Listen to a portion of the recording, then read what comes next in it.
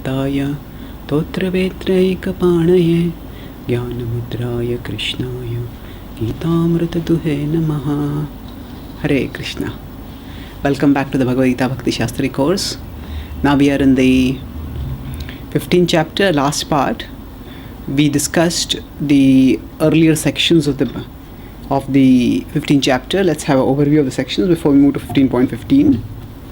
So the first section talks about the upside down banyan tree and conveys through that metaphor how we can attain liberation through detachment. That's verses 1 to 6. Then 7 to 11 talks about how those who are not detached have to undergo transmigration and stay in bondage. Then the next four verses, 12 to 15, describe how Krishna assists us in our material existence and our spiritual endeavor. So we discussed how Krishna assists us in our material existence based on how he helps us cosmologically, terrestrially, physiologically maintains the body. So now let us move on and discuss about the spiritual aspect. So how Krishna helps all of us spiritually. Sarvasya chaham hridi sannivishto mattah smritirjnanam apohanam cha vedaischa sarvairahameva vedyo vedanta krit veda videva chaham. So sarvasya chaham, sarvasya, for all, in all living beings, cha aham, in all living beings' hearts, hridi sannivishto, I am situated. Sannivishto, nivishto is related with the word nivas, to reside. So I reside. Mattah smritirjnanam apohanam cha, and from me come three things: smritirjnanam apohanam, remembrance, knowledge, and forgetfulness. We'll discuss about these a little bit later more. But vedaischa sarvair aham eva vedyo. Just like 15.7 had two parts. So similarly, this verse also has two parts, in the sense that there are two distinct thoughts which are conveyed over here, and then they are linked also. We'll see how they are linked. So first is Krishna's indwelling presence and his actions through his indwelling presence. The second part is his connection with the Vedas. That is Vedaischa sarvair aham eva vedyo, that by all the Vedas I am to be known. And then Vedanta krit, that I am the compiler of Vedanta, and therefore Veda videva chaham, I know it. It's not that sometimes we may write something, we may speak something, and then somebody else comes and says, hey, you spoke that point, it was so wonderful. We may have spoken that point, or maybe a year ago, 2 years, we forget the point also. So Krishna is not like that. He's a Vedanta krit Veda vid. He doesn't forget. He remembers always whatever he has spoken in. He's not under illusion, so he doesn't go into forgetfulness. So Vedanta krit Veda videva chaham. So let's look at these two units within this verse separately and understand their significance and then their interconnection. So first is Krishna is present in the heart. That has been talked about earlier also in 13.23 most prominently. Upadrishtanamanta cha bharta bhokta maheshwara paramatmeti chapyokto dehesmin purusha para. Dehesmin purusha para. In the body there is a transcendental person, Purusha Paraha, that is the Supreme Lord. So there the focus was on Upadrishtanamanta cha, how this Lord is the overseer and the maintainer. But here the focus is something different. Here the focus is on how he acts internally. So here are three things. Mattaha, from me come, the word Mattaha has already been Mattaha sarvam pravartate. In 10.8 Krishna has said that from me, Mattaha means from me. From me the universal order emanates and is maintained. So Mattaha smritirjnanam apohanam cha. So remembrance, knowledge and forgetfulness. What does it mean? We see that actually there are three aspects. There is knowledge. So we will try to understand this verse in different ways. First is that we get knowledge. Now Krishna acts internally as the Chaitya Guru. The indwelling super soul is called as the Chaitya Guru. For the Chaitana, he is the Guru from inside, Chaitya Guru. And we also have the Shiksha Guru, Diksha Guru externally. So the same Krishna who is present inside, guiding us as the indwelling super soul, is also present outside as the Guru, Sadhu, Shastra. So from there, Krishna gives us Gyan. And when we get the Gyan, after that we have the choice. What do we do with the Gyan? If we decide to change our desires according to the Gyan that we have got. So for example, we get the Gyan that I am not the body, I am the soul. And I am meant to love and serve Krishna. And I'll get far greater happiness in that, loving and serving Krishna. And not in independently trying to enjoy separate from Krishna. So when I understand this, I got the Gyan.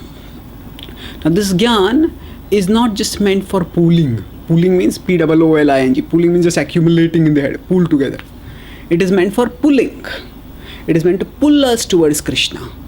This Jnana is meant to increase our attraction towards Krishna, increase our desire to surrender to Krishna. As it is mentioned in the Bhagavatam also, Dharma Swanushita Pumsa, Vishwaksena Katha Suyah, Nautpadyed Yatiratim, Shramaevahi Kevalam. So Dharma Swanushita Pumsa. That when one is situated in one's own, that whatever dharma one may do, the purpose is to increase our attraction towards Krishna. Vishwaksena Kathasuya, Nayotpadye Dedirtim. If our attraction towards Krishna is not increasing, then Shrama Eva Hi Kevalam. It is actually a waste of time. So now, after explaining this, the next point that comes up is that, okay, so now I have the choice that I have heard the knowledge, and based on the knowledge I can change my desires. I can try to strive to turn towards Krishna. Now if I desire to turn towards Krishna, then one trajectory comes about. If I don't desire to turn towards Krishna, then another comes about. So when we say Krishna gives forgetfulness, so what does it mean? Now sometimes we hear from scriptures, sense gratification leads to misery. But then when the sense objects come in front of us, what happens? Sarva dharman pratyajya mayam ekam sharanam vraja. What happens is we surrender to Maya at that time. Just give up everything else and forget about everything. That's what actually we see happened to Ajamil, isn't it? Just forgot all dharma. Forgot his dharma as a son, forgot his dharma as a Brahmin, forgot his dharma as a member of a respected society, and just capitulated to the attraction to the prostitute. So now, when this kind of thing happens, Mam Ekam Sharanam Vraja. So Krishna is telling us, surrender to me, but we can have other desires. So what happens is, when Maya tempts us, at that time often we just tend to forget all the instructions that we have heard from Guru Sadhu Shastra, and we succumb to the temptation. So now, can we say that, oh, Krishna gives forgetfulness, therefore Krishna is responsible? Krishna is responsible. Why? Because Krishna causes Krishna gives forgetfulness. So now I forgot. So what can I do? So students go for an exam, and then sometimes students get a blackout. Just forget something. All they have memorized, just at the time of the exam they forget. So then can they say, oh, I studied, but Krishna is to take the blame because Krishna gives forgetfulness? No. We have to understand that Krishna is responsive, we are responsible. Krishna is responsive. He responds. Responds to what? Our desires. So, the responsive and responsible. Responsible means it is related with response-able. We are able to choose our response. And we are meant to choose the right response. Responsible. So, we are meant to be responsible. Krishna will be responsive. That means, when temptations come and we forget all the instructions that we have heard from scripture. So actually, why is that happening? If we go back to 2.62 and 63 in the Bhagavad Gita, then we see that Dhyayato Vishayan Pumsaha, Krishna describes that it all begins with contemplation, and then he gives a whole sequence in which we let the consciousness degrade along that sequence. Contemplation, then attachment, then obsession, then so first there is Dhyayato, then there is Sangha, that is attachment, then there is Kama, that is infatuation, then there is Krodha, there is anger. Then there is sammoha, delusion. And then sammohat smriti vibhrama. So smriti vibhrama, that forgetfulness comes after sammoha. That means when the temptations come, when the material desires come, it is we who contemplate. Yeah, that's nice, I would like to have that. And we entertain the desires. And when Krishna sees that we are entertaining the desires, we are telling Krishna, yeah, I have heard all the things that you have taught me, but I don't care about it. I want to enjoy. Then Krishna says, okay, if that's what you want to do, if that's what you want to just enjoy separate from me, you want to continue to struggle to get that tiny little pleasure that is there in the material world, that's what you want, I'll let you do that. So Krishna gives us forgetfulness because we want to act in forgetfulness of that reality. So he may say, no, actually I want to remember. I want to act according to Krishna's instructions. Yes, we want to, but then when the temptations come, what is our response? We often entertain the desires. Entertain means we allow them to enter, and then we don't dismiss the desires. We actually retain the desires. So they enter and retain. So that's entertain. So we entertain the desires, and when we entertain the desires, what happens? They start taking more and more space. First we give them a foothold, and then they build a stronghold over there. They get a full hold on our consciousness ultimately. And then what happens is, apaharita chetasam, our consciousness gets abducted away. So therefore, we can't blame Krishna for forgetfulness. Krishna is reciprocal. He is responsive. So what happens is, for us, when the temptations come, it is important for us. So Krishna has given us jnana from Guru Sadhu Shastra. And then depending on what is the desire that we choose to have, if we choose to have the desire, if we hold on to the desire to love and serve him, then what will happen? Krishna will give us further stronger remembrance of scripture, of the message of Guru Sadhu Shastra. And over a period of time, Krishna will give us forgetfulness of material desires and material enjoyment. And then we won't feel that, I'm missing something, I have to renounce something. No, we will feel that actually those who are chasing after that, they are unfortunate. That is what is the position of Prahlad Maharaj. Prahlad Maharaj is, in his prayer, his famous prayer, he says that Naivo Dvijay Paraduratyaya Vaitaranyas Twadvirya Gayan Mahamritamagna Chittaha Shochetato Vimukachetasa Indriyarthan Maya Sukhaya Bharamudvahato Vimudhan. So he says that, my dear Lord, I have no anxiety about how I will cross beyond material existence. Why? Because Twadvirya Gayan, in glorifying you, Mahamritamagna Chittaha, I've got immense nectar. And as I get this nectar, Mahamritamagna Chitta, so what happens? Shoche tato vimukachetasa. I lament for those, Shoche for whom? Vimukachetasa, those whose consciousness has turned away. Vimukachetasa indriyarthan. For the sake of sense gratification, those who have turned their consciousness away from Krishna.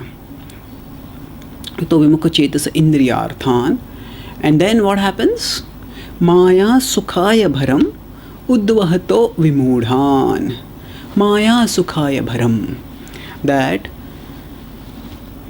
one, Maya sukhaya, that actually for the sake of illusory happiness, pramudvahato, big burden the vimudhas, the foolish people are carrying. Actually the word vimudha means not just fool, special fool. What is the special fool? They are empowered fools. We talk about empowered devotees, but there can be empowered fools also. What does empowered fool means? Means they have a lot of power for doing foolish activities. So our desires will empower us. Now if our desires are positive, the empowerment will be positive. If the desires are destructive, then the empowerment will be destructive. So says Prahlad Maharaj is praying that, my dear Lord, I pity those who are chasing after sense gratification. The tiny pleasure, which is actually a big burden of anxiety and lamentation, hankering and lamentation. So what does this mean?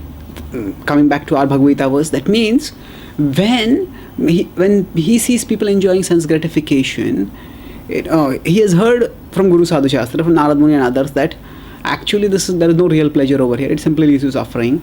So what is he saying now? He's saying that he is not even considering enjoying the sense objects, enjoying sense gratification. So what happens?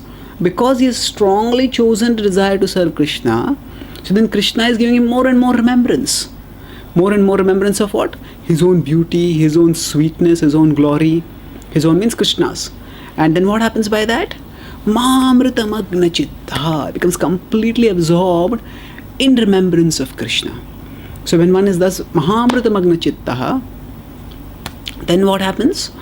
Then when one forgets material enjoyment, that means the tiny little enjoyment is there, one doesn't even crave for it. One thinks that actually for that little enjoyment, so much hankering, so much lamentation. We discussed how sense enjoyment is like a sandwich. It's a 2 thick loaves of bitter bread, of foul tasting and action. And then in between there is a little thin delicious stuff. So that the 2 thick loaves are hankering. When will I get it? When will I get it? When will I get it? When will I get it? And then finally I get it. And then after that, oh, I lost it. Why did it get over so quickly? Why did it get over? That's lamentation.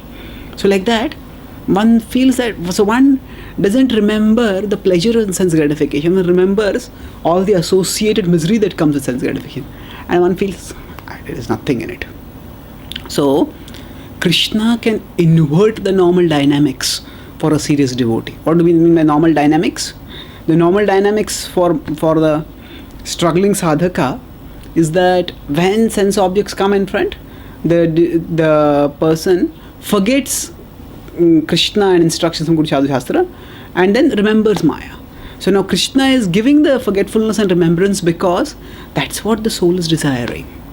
But if a soul seriously desires to love and serve Krishna, then Krishna will invert this, and then Krishna will give forgetfulness of sense enjoyment, and Krishna will give remembrance of his own sweetness, his own glory, his own beauty. And then the struggle will become a struggle in trying to control the senses, in trying to move away from sense gratification towards Krishna will become much, much lesser for us. So Krishna is responsive. We are responsible. That means when desires come, we have to choose what will we do. We shouldn't become a desirer of desires, kama kami. We become a desirer of Krishna. And then when we do that, then gradually this will change. So Krishna acts for our welfare. Now even when Krishna uses forgetfulness, why does he do that? That is also to facilitate our eventual return to him. How is that?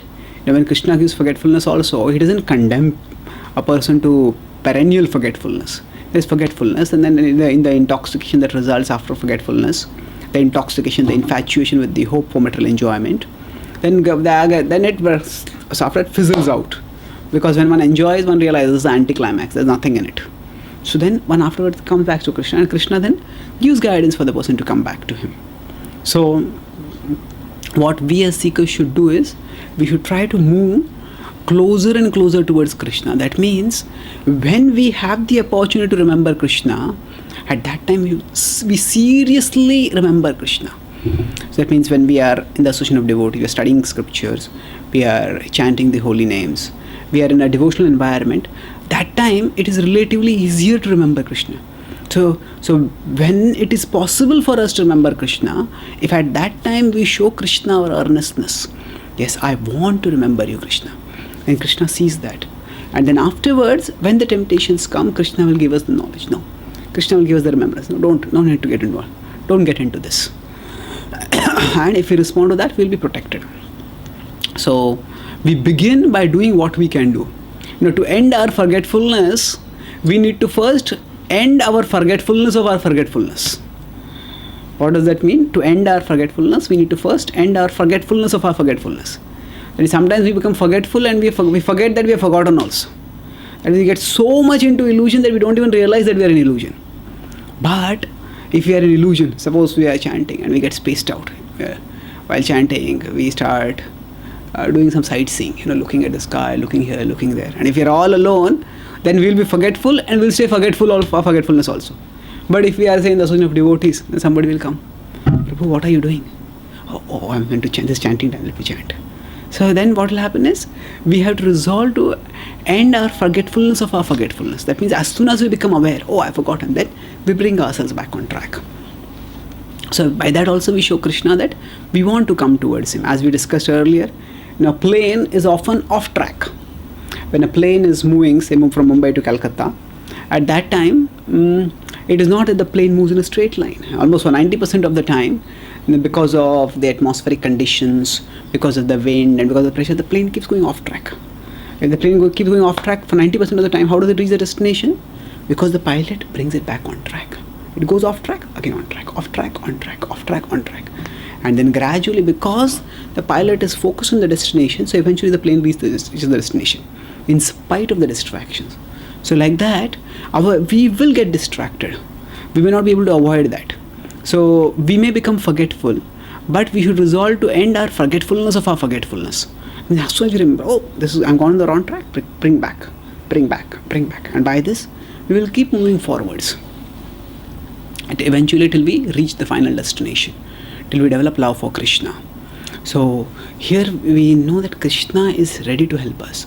And we will also observe in our spiritual life that certain forms of enjoyment which we used to crave for earlier, they become utterly insignificant over a period of time.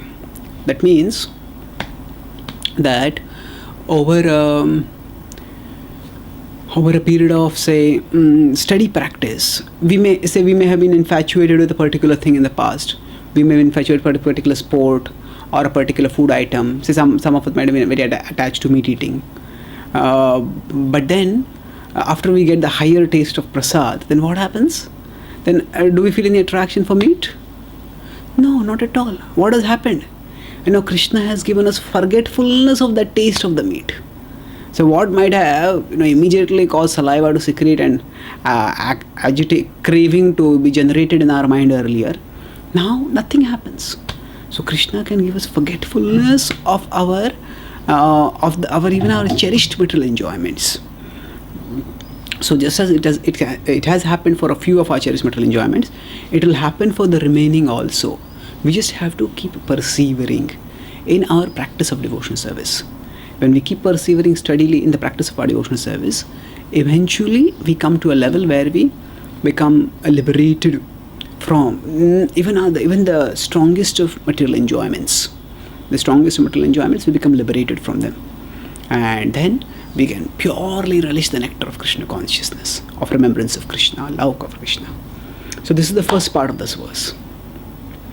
Krishna gives us knowledge through Guru Sadhu Shastra, and then depending on whether there's the desire that we cultivate, he will either give us remembrance or he will give forgetfulness.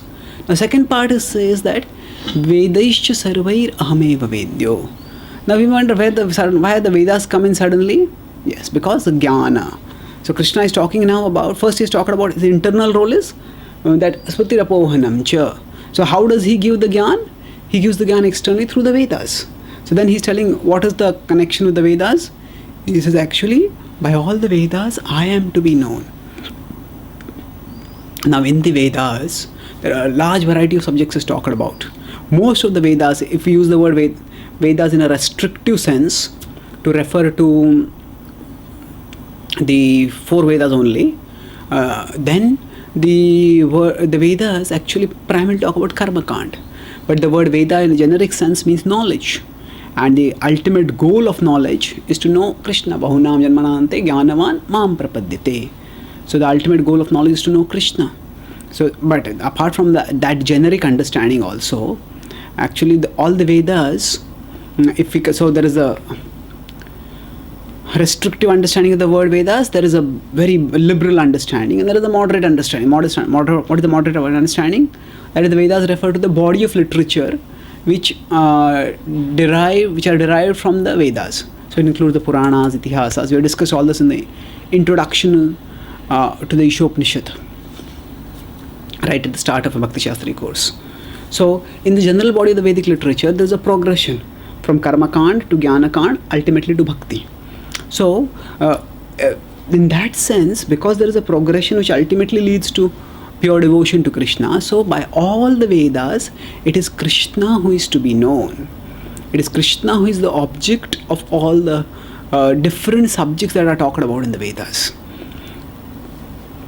So, Jnanam, Jnayam, Jnanagamyam, Sarvasya Avasthitam. We discussed also in the 13th chapter. Jnanam, Jnayam, Jnanagamyam. Jnanagamyam is the object of knowledge. It is Krishna who is the ultimate object of knowledge. Sarvasya Avasthitam. He is situated in the hearts of everyone. So, Jnanagamyam. Similarly, Vedaischa Sarvair Ahamaiva Vedyo. So, it is important when we study a book to know what is the purpose of the book. If we start reading a book, especially if a book is having a lot of informational content, then we may just get lost in the details of the book and we may lose track. What is the purpose of the book? So we need to know, okay, this is the objective of the book. When the author wrote the book, this was the objective. When we know that, then we can move forward through all the different things that are told in the book and come to the right understanding by understanding what is the most important part of the book and what is the flow of the book. So Krishna is telling like that for all the Vedas, it is by all the Vedas I am to be known. And then how does Krishna know this? That he is the goal of all the Vedas. Krishna says, actually I am the compiler of the Vedas, Vedanta Krit. How is Krishna the compiler? As Vyasadeva. Vyasadeva is the literary incarnation of the Supreme Lord.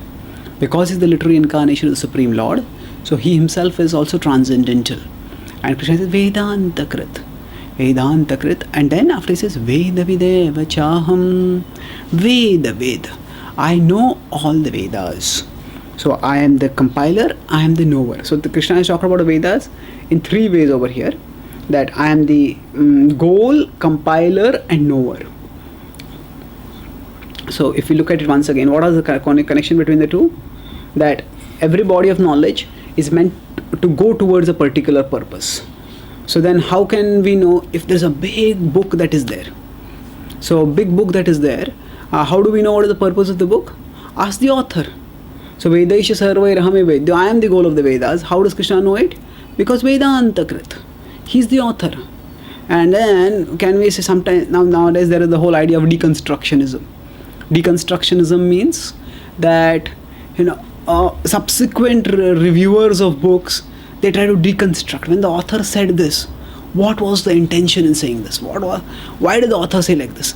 And sometimes they come up with such interpretations that those interpretations are completely contradictory to author's intention only. So that sort of deconstructionism is not of much use. So Vedanta Krit Veda Videva Chaham. The author has spoken something. When the author has spoken it, the author, some author may have forgotten, may forget what I wrote and why I wrote, but Krishna is not like that. Krishna remembers. Veda Videva Chaham. So, now the connection between these two parts as what? Firstly, that Krishna gives the knowledge internally. Krishna gives the knowledge and remembrance and forgetfulness as a super soul, and that same Krishna acts externally. So the first part largely talks about how Krishna acts internally, and the second part talks about how Krishna acts externally. And both together talk about how Krishna strives to elevate us. He strives actually. Krishna is working. Madruk prapanna pashupasha vimokshanaya muktaya bhuri karunaya namo layaya. In the prayer of Gajendra it says that this is muktaya bhuri karunaya namo layaya. My dear Lord, you are liberated, you are supremely merciful, and for striving for my liberation, you are alayaya.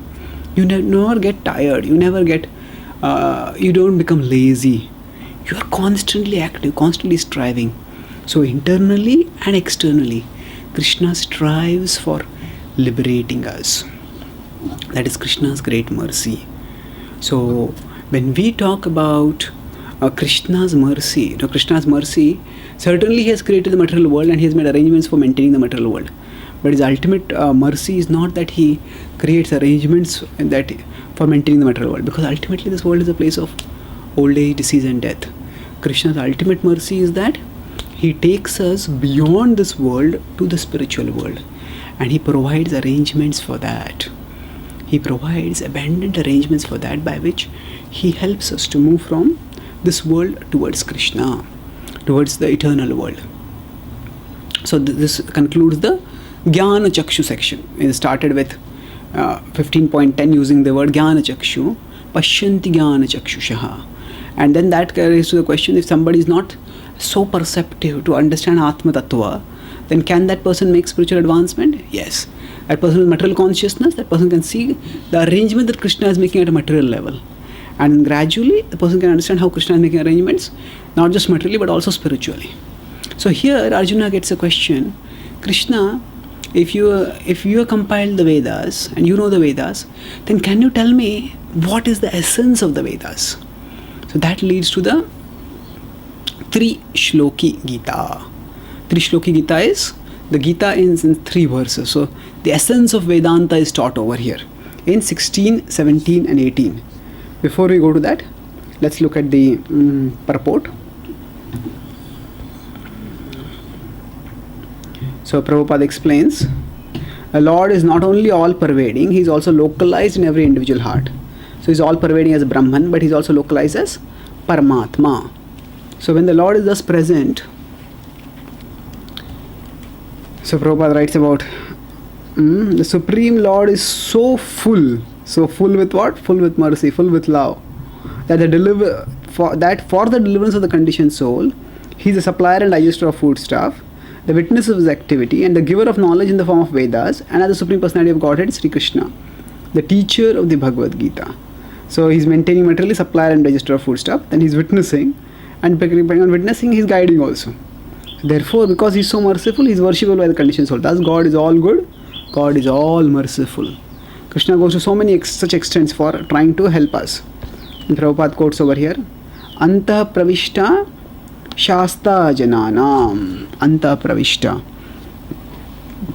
So, actually, when the soul enters into the body, the soul forgets, but the Lord remembers and the Lord guides the soul how to act.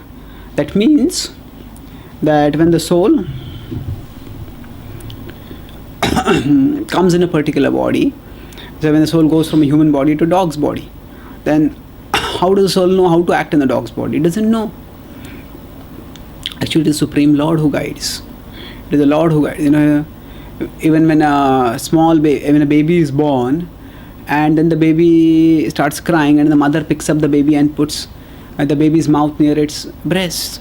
So now, how does the baby know that I should suck this breast, and by that milk will come and that milk will nourish me?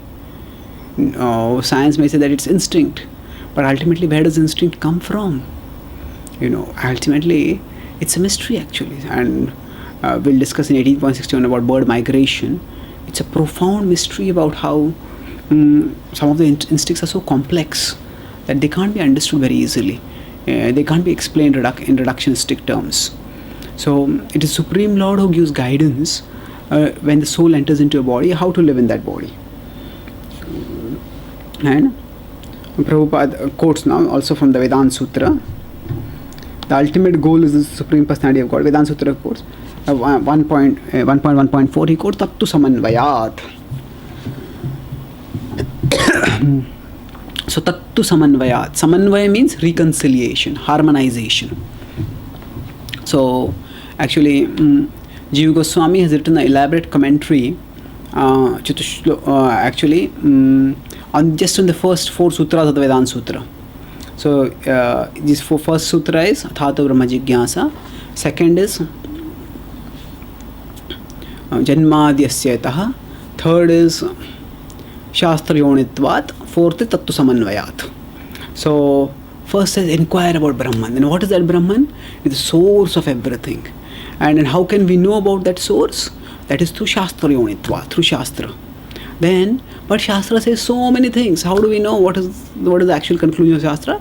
Tattu Samanvayat, Samanvay. You have to harmonize, you have to reconcile by a particular hermeneutics, a particular analytical methodology. One should be able to harmonize. So here what the point with Tattu Samanvayat. That whatever different things are taught in the scripture, we have to understand that they are in hierarchy, and at the top of the hierarchy is knowledge of Krishna. It is knowing about Krishna that is the most important for us. So Prabhupada writes in the last sentence in the purport, in this verse, the purpose of the Vedas, the understanding of the Vedas, and the goal of the Vedas are clearly defined. That is all ultimately meant to Vedaischa Sarvair Ahameva Vedyo. It's Krishna who is known to be known through the Vedas. So now Krishna will talk about the tri-shloki Gita. Sorry, not Chatushloki, tri-shloki, the essence of Vedanta in 3 verses. So Dvavimau Purushau Loke Sharascha Eva Cha Sharas Sarvani Bhutani Kutastho Akshara Uchyate. So Dvavimau Purushau Loke. In this world, Loke Purusha. There are 2 kinds of Purushas. What are those Purushas? Sharascha Akshara Evacha. Kshara and Akshara, fallible and infallible, the conditioned and the liberated. Sharah Sarvani Bhutani. That the fallible are situated, they are everywhere, they exist in the material world.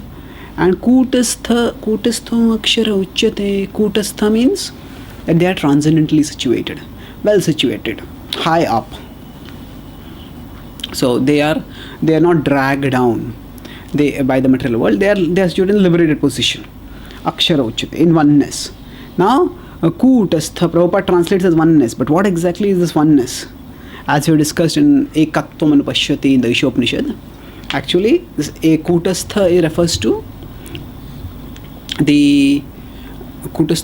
to the oneness in terms of quality, not in terms of entirely identity. So that is Kutastha Uchyate. The liberated souls are existing in the spiritual world. Now we may say, no, this is not the interpretation of Kutastha. Kutastha actually means oneness. So to understand what it is, we have to look at the full flow and then look at the context. So Prabhupada explains in the purport that oneness does not mean that they have no individuality, but that there is no disunity. Thus they are all agreeable to the purpose of creation. The purpose of the creation is to love and serve Krishna, and so it does not mean, that does not mean, oneness does not mean dissolution of individuality, but it means resolution of disunity. When there is resolution of disunity, then there is harmony, and that is what is the goal. So now, so Kutastha Akshara Uchyate. Kutastha means, Prabhupada says that actually there are these 6 changes in the spiritual body is not, in the spiritual world the body is not made of matter, and therefore there are no changes. In that sense they are Akshara, they are infallible, they are Kutastha, they are the liberated souls. So basically here Krishna identifies in the first verse there are 2 kinds of living beings. Now Krishna goes on to further, next verse. Uttama Purushastvanyah Paramatmeti Udarata Yo Lokatrayam Avishya Vibhartya Vyaya Ishvaraha. So Uttama Purushastvanyah, the Uttama Purusha, the Supreme Person is Anya, is somebody else. It's very significant that there is Akshara and Shara, there is conditioned and liberated. But a Supreme Person, the Purushottama, is not a liberated soul. There is something higher, beyond the liberated also. Uttama Purusha Stvanya Paramatmeti Udarata. Paramatmeti Udarata. So, Paramatma is known as Paramatma, is the Paramatma. He said to be Param Atma, the Supreme Soul. Yo Loka Trayama Avishya. Yo Loka, in these 3 worlds, Avishya, having entered, Vibhartya Vyaya Ishvara, is maintaining Avyaya Ishvara. So Krishna is actually building up the message of the Vedanta. So if you look at the Vedanta Sutra itself, it talks primarily in terms of Brahman. So Krishna will tell Krishna also uses in 3rd person. Yes, there is that Uttam Purusha. And who is that Uttam Purusha? That Uttam Purusha is known as Paramatma. Paramatma. Now Krishna has used the word Paramatma several times earlier. Paramatmeti chapyukto dehesmin Purusha para, he is used in 13.23. Paramatma Samahita is used in 6.7. So like that he has used it various places.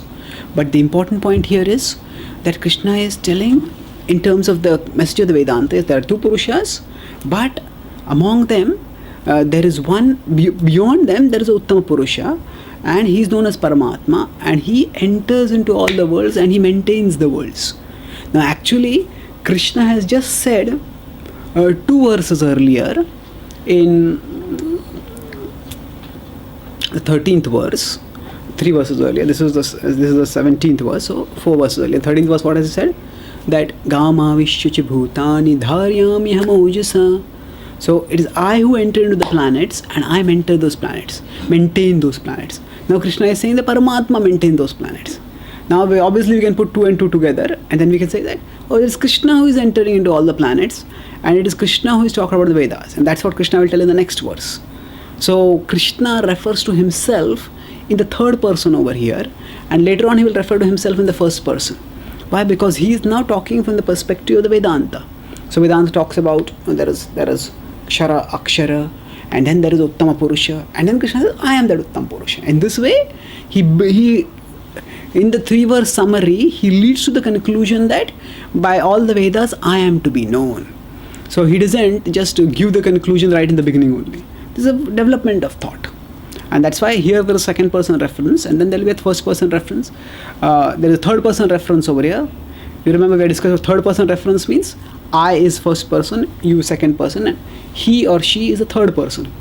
So Krishna refers to the Purushottama in the third person here, and because he is talking from the perspective of Vedanta, and he is telling over here that person is beyond the condition and the liberated. So in the 3-verse summary of the Vedanta, Krishna does 3 things. First is he establishes that the Supreme Person is different from both the Super Soul, both the liberated and the conditioned limited. Especially the important point is the Supreme Being, the Supreme Person is different from even the liberated souls. Then it is not the liberated souls who are all pervading, it is the Supreme Soul who is all pervading. Supreme Soul enters into all creation and maintains the creation. So because it's once the word Anya is used, that means it is not even the liberated souls who are there. The idea of the Mayavad is that when we merge into the impersonalism, then when we merge into Brahman, then we become everything. That's how they have the conception. Krishna says no, that Supreme Person is somebody else, and that Supreme Person is all pervading. And the third thing that he will convey in the next verse is that Supreme Person is me. So in this way, Krishna correlates Vedaischa Sarvairahameva Vedyo. He comes to the same conclusion through this tri-shloki Gita. So let's look at Prabhupada quotes from the Upanishads that Nityo Nityanam Chetanas Chetananam. This is a favorite verse of Srila Prabhupada. He often quotes it, that how that there are many living beings, but among them one is special, one is supreme. And Krishna, the same point is told over here, that the Supreme Being is beyond even the liberated souls. Then after that, now Krishna will say that Supreme Being is me itself. I am that Supreme Being. Yasmat Charamati Toham Aksharadapi Chottamaha Atosmi Loke Vedecha Pratita Purushottama. Yasmat Ksharamati Toham, because I am beyond the Kshara. Yasmat Ksharam Atitoham, because I am beyond the Kshara. Aksharadapi Chottamaha, and because I am beyond the Akshara also. So now Krishna has earlier said that the Uttama Purusha is beyond the Kshara and Akshara. Now Krishna is using the word Aham to make things very clear. That Asmat Sharmati Toham, I am beyond the Kshara, I am also beyond the Akshara. Atosmi Loke Vedecha, therefore Loke Vedecha, therefore in the Lokas and in the Vedas, in the world and among the Vedas, Pratita Purushottama, I am celebrated as Purushottama. So this chapter is called as Purushottam Yoga. Purushottam Yoga, Yoga of the Supreme Person, Srila Prabhupada translates it. So Krishna is clearly established over here that I am that Purushottama. So that Purushottama Krishna has referred to in the upside down banyan tree also when he's talking about it. There he says, actually after one becomes liberated from material world and goes beyond, there also in that beyond one has to search for the Supreme Person. He has talked about it in 12.4, Tatah padam tat parimargitavyam yasmin gatana nivartanti bhuya tameva chadyam purusham prapadye yatha pravritti prasruta purani. So purusham prapadye, there one has to surrender to the Supreme Person, who the transcendental person, whom one can seek for after one becomes disentangled from material existence. That means just disentanglement from material existence and attaining the spiritual platform is not enough. In the spiritual platform also one has to connect with the Supreme Lord. So beyond Brahman one has to rise to Bhagavan. So that Bhagavan is that Purusha who is beyond the liberation also, that is Purushottama, and that is Krishna. So these three verses comprise the strongest and the most devastating rebuttal, refutation, expose of Mayavad. Because Krishna, there is very, very little scope for any kind of interpretation. People may try to do some kind of prestidigitation. Prestidigitation means jugglery of words, verbal or intellectual trickery. But it's so obvious if we let the Bhagavad Gita speak for itself. The Prabhupada would often say that, Krishna can speak for himself. Let Krishna speak, you shut up. So, Bhagavad Gita as it is, Prabhupada called his explanation of the Gita. Why? Because Krishna's words are so clear. He's saying, first of all, there are two persons. And then one liberated, one condition, one liberated. Then he says that there is a Supreme Person who is beyond both of them and who maintains all the worlds. And then Krishna says, I am that Supreme Person. So that means that I am beyond the liberated also. And therefore, actually, when we become liberated, we don't merge into Krishna. We don't become a homogeneous, non-differentiated oneness. No, Krishna still remains the supreme reality. So this is how it strongly actually refutes and almost devastates Mayavad. So Prabhupada explains various things in his purport. So he quotes from the Chandogya Upanishad over here. Tavad esha samprasado asma charirat samuthaya param jyoti rupam sampadya svena rupena abhinishpadyate sa uttama purushaha. So what is Prabhupada doing? Prabhupada is correlating what Krishna has talked about Purushottama in this verse with other scriptural references. So he says that Tavad esha samprasado asmat charirat samuthaya. That the super soul comes out of this body and then param jyoti rupam sampadya svena rupen abhinishpadyate. That means, okay, then the super soul goes and gets situated in the Brahma Jyoti, and there how is situated? In one's own form, and that is called as the Purushottama. So in this way, Krishna makes things very clear to us. So let's look at the next point over here. Yeah, let's look at the summary over here now. 15.16, Krishna is saying that Krishna talks about, now Vishwanath Thakur explains this in a slightly different way. He says 15.16 talks about Brahman, 15.17 talks about Paramatma, and 15.18 talks about Bhagavan. So let's see how this works out. That there are three aspects of the absolute truth: Brahman, Paramatma, and Bhagavan. Now if we look at it, let's go backwards. 15.18, what is it talking about? It is talking about I am celebrated in all the three worlds as the Purushottama. So, and I am beyond the Kshara and Akshara. Now we know that in the absolute truth are the three aspects, and the Bhagavan aspect is transcendental to everything and everyone. So in that sense, it's a logical correlation that this particular verse refers to the Bhagavan. And Krishna is clearly using Aham. Aham is the Supreme Lord who is transcendental, who performs Leelas, who is not just the indwelling super soul, but who has his own abode and his own associates and performs pastimes. So aham, that makes it very clear this refers to the Bhagavan aspect.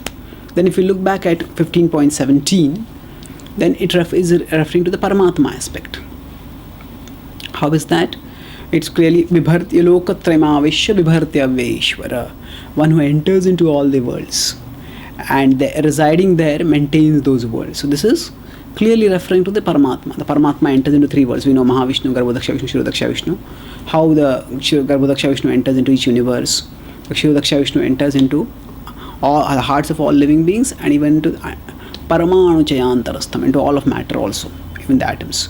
So that is referring to the super soul. Now, what about the 15.16? How does it refer to Brahman? Actually, there are two things are talked about. Dvavirmau Purushav Loke Ksharascha Kshara Evacha. So Kshara and Akshara. So the word Akshara has been used to refer to Brahma. If you remember 8.1, Aksharam, not 8.1, 8.2. The first verse is the question of Arjuna. And Kim tad Brahma kim adhyatmam kim karma Purushottama adhibhutam cha kim proktam adhidaivam kim uchyate adhiyagyam katham ko atra dehesmin purusha para. So antakale cha katham geyosi niyatatma bhida. So 8.1 and 8.2. And in 8.3 the answer was Aksharam Brahma Paramam. So bhavo adhyatmam uchyate. So Akshara is Brahma. So of course Srila Prabhupada uses the word Akshara Brahma to refer to the living entity, but Vishwanath Thakur is giving us a different explanation, and there also he refers to Brahma as Brahman.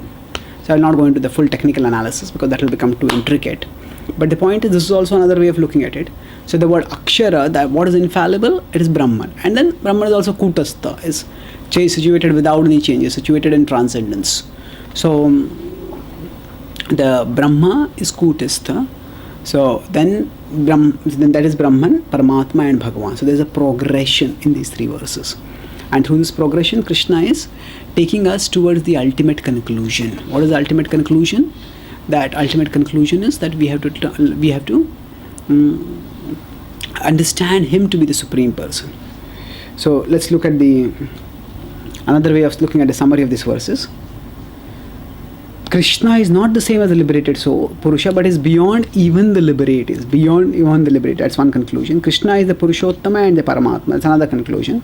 And therefore Krishna is the highest manifestation of the absolute truth. There is no manifestation higher than Krishna. And that will be made clear in the next verse. So this is a very unambiguous and emphatic verse. That means tri-shloki, if one understands, then what happens after that? One, this is the conclusion that one should come to. Yo mam evam asammudho janati Purushottama sa sarvavid bhajati mam sarvabhavena bharata. So yo mam evam asammudho. Asammudho means without any delusion. One who understands. Mam evam asammudho. When one understands, janati Purushottama. Purushottamam.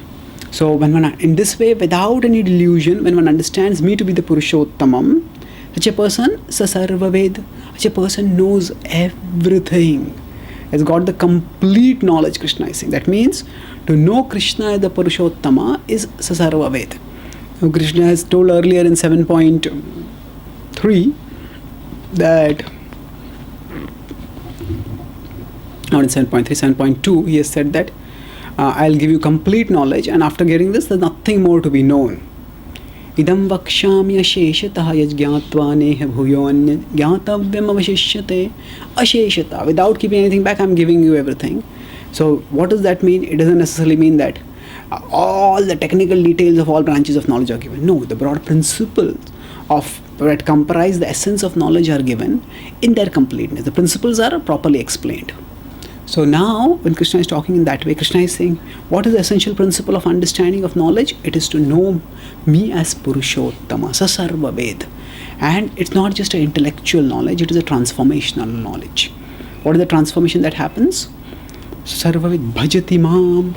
the person who becomes Sarvavit in this way, what does the person do? Bhajati ma, worships me. And how does the person worship me? Sarvabhavena Bharata. Sarvabhavena, with all the emotions of the heart. So actually, the result of knowledge is devotion. Krishna has talked about this earlier also. When one understands him to be the source of everything, 10.8 he has said, Aham sarvasya prabhavo matta sarvam pravartate iti matva. When one knows me, then what happens like this? When one knows me like this, what happens? Bhajante iti matva bhajante ma buddha bhava samanvita. A person becomes Buddha. Krishna used the word sarvavid over here, same. And then bhava samanvitaha bhajati. Such a person worships me, devotes oneself to me with all the emotions of the heart. Bhava, imbued with emotions. And Krishna also uses the word over here. Bhajati mam sarva bhavena.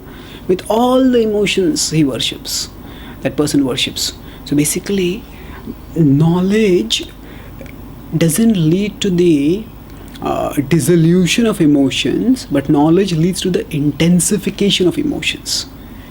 The Mayavadi idea is that when we get jnana, then we will understand that everything is one. And then all emotions, idea of love and all this, because I am the only one existing, so who's there to love?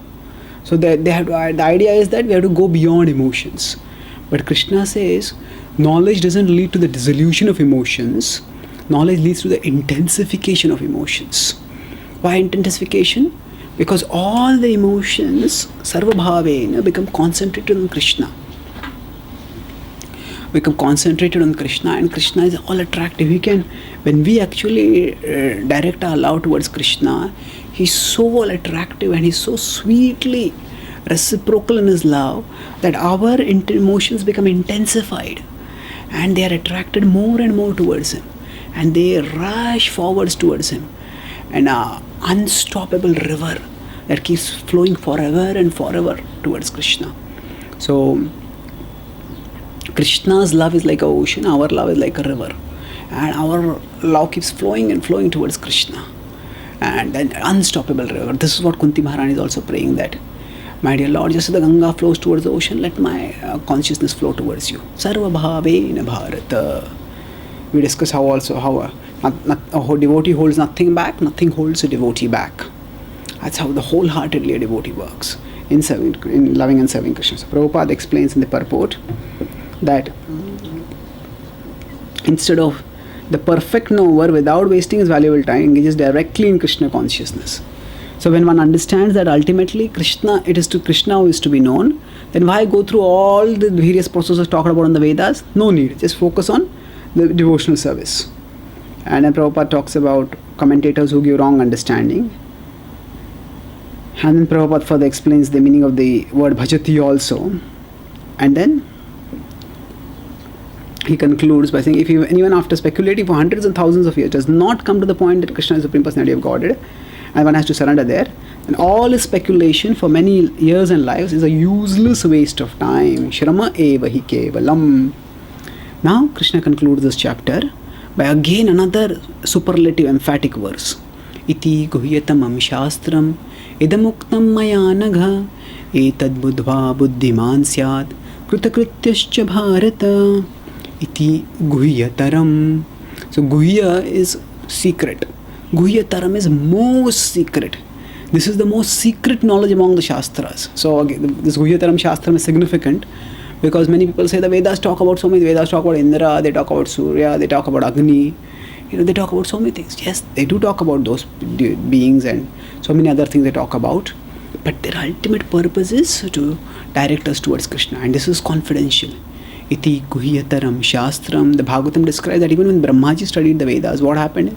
First time when he heard it, he thought the conclusion is Karma Kanda. Second time he heard it, he thought the conclusion is Jnana Kanda. Third time when he heard it, then he understood, oh, actually the conclusion is Bhakti. So, iti Guhyataram Shastram. This Guhyatara Shastra is the most confidential knowledge. What is the confidential? That Krishna is Purushottama and he is the goal of the Vedas. Idam uktam maya anagha. I have spoken it to you because anagha, you are non-envious. So here Krishna, the resemblance to 9 chapters there, Krishna says, I'm going to speak Raj Guhya knowledge to them. Idam tute guhyataram pravakshami anasuyave. Very confidential knowledge I'm going to speak to you because you're non-envious. And etad buddhva, one who knows this, what happens to a person? Buddhiman syad. Such a person becomes truly wise, becomes buddhiman, like Dhanwan, so buddhiman, endowed with intelligence. And then Krutakrutyascha bharata. Krutakrutyascha means actually such a person, whatever actions the person will do, they will attain success. So that is actually what we want to do. We want to attain supreme success in life, all of us. We may have different conceptions of what is success, but there is an objective supreme success, that which will lead to supreme everlasting happiness. And that supreme everlasting happiness comes through the development of eternal love for eternal object of love, that is Krishna. And that is what will happen. And in this way we will attain the supreme perfection of life. So Prabhupada writes, devotional service is a process of spiritual understanding. So it's spiritual understanding doesn't come overnight. It is a process, and the best process for that is devotional service. And wherever devotional service exists, material contamination cannot exist. Material contamination cannot exist. And Prabhupada gives the example of Surya Sama, Krishna Surya Sama. And then finally concludes that the first fall down is caused by the desire to lord it over material nature. And then because of that, we give up the desire, give up the service of the Lord. And second weakness of the heart is that as one increases the propensity to lord material nature, one becomes attached to the position of heart.